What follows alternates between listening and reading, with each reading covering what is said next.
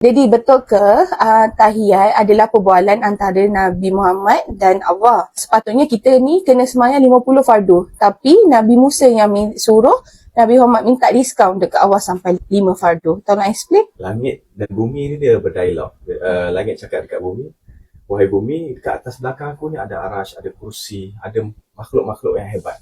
Bumi pun cakap dekat langit, wahai langit, atas belakang aku ni ada Nabi Muhammad. Jadi ni, langit tertunduk kalah dengan bumi ni. Dia minta dengan Allah Subhanahu Wa Taala, ya Allah, naikkan Nabi Muhammad ke langit. Jadi pada malam Isra Mi'raj ni, permintaan langit diterima oleh Allah. Jadi Nabi Muhammad naik 7 petala langit. Lepas tu naik lagi 3, sampailah mustawa di atas arash semua. Tak ada makhluk yang lebih tinggi daripada Nabi Muhammad pada malam Isra Mi'raj tu.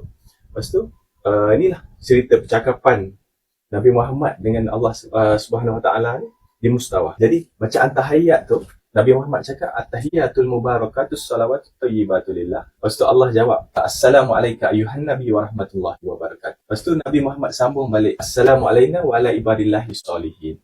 Lepas tu seluruh para malaikat ni bersyahadah, asyhadu an la ilaha illallah wa asyhadu anna muhammadar rasulullah. Jadi lepas tu Allah fardukan 50 waktu solat. Jadi bila Nabi Muhammad dapat 50 waktu solat tu, Nabi Muhammad happy. Turun, jumpa dengan Nabi Musa tahan. Jadi Nabi Musa ni dia ada permintaan dia dengan Allah. Jadi Nabi Musa ni dulu cerita dia nak tengok Allah.